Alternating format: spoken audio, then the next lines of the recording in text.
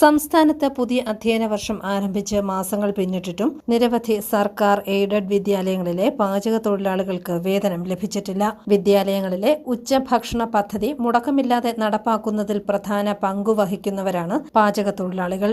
വേതനം മുടങ്ങിയതോടെ കുടുംബ ചെലവുകൾ, ചികിത്സ, കുട്ടികളുടെ വിദ്യാഭ്യാസം, വായ്പാ തിരിച്ചടവ് തുടങ്ങിയ ആവശ്യങ്ങൾ നിറവേറ്റാൻ പലരും പ്രയാസപ്പെടുകയാണ്. വേതനം ലഭിക്കാത്ത സാഹചര്യത്തിൽ കടം വാങ്ങിയും മറ്റുള്ളവരുടെ സഹായം തേടിയുമാണ് പല കുടുംബങ്ങളും മുന്നോട്ടു പോകുന്നതെന്ന് തൊഴിലാളികൾ പറയുന്നു. ഞങ്ങൾക്ക് ശമ്പളം കിട്ടിയിട്ട് ഈ മാസം കൂടെ ആകുമ്പോൾ 2 മാസം ശമ്പളമാകും കിട്ടിയിട്ട്. ഞങ്ങൾ എങ്ങനെയാണ് കഴിയുന്നതെന്ന് പോലും ഞങ്ങൾക്ക് ഇച്ചിരി ബുദ്ധിമുട്ടുണ്ട്.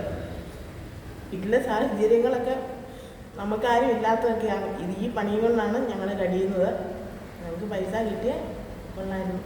ഉച്ചഭക്ഷണ പദ്ധതിയുടെ സുഗമമായ നടത്തിപ്പിന് പാചക തൊഴിലാളികളുടെ സേവനം അനിവാര്യമായതിനാൽ അവരുടെ വേതനം കൃത്യസമയത്ത് വിതരണം ചെയ്യുന്നതിനുള്ള നടപടികൾ സ്വീകരിക്കണമെന്ന ആവശ്യം ഉയരുന്നുണ്ട്. മാസങ്ങളിലെ വേതനം കുടിശ്ശികയായതിനാൽ തൊഴിലാളികൾ കടുത്ത സാമ്പത്തിക പ്രതിസന്ധി നേരിടുകയാണ്. പാചകം, ഭക്ഷണ വിതരണം, പാചകപ്പുരയും പാത്രങ്ങളും വൃത്തിയാക്കൽ ഉൾപ്പെടെയുള്ള ജോലികൾ ദിവസേന നിർവഹിക്കുന്ന ഇവർക്ക് വേതനം വൈകുന്നത് കുടുംബജീവിതത്തെ പ്രതികൂലമായി ബാധിക്കുന്നു. ഇവരുടെ വേതനം വിതരണം കൃത്യസമയത്ത് ചെയ്യുന്നതിനുള്ള നടപടികൾ സ്വീകരിക്കണമെന്ന ആവശ്യമാണ് പരക്കെ ഉയരുന്നത്. News bureau, Pala.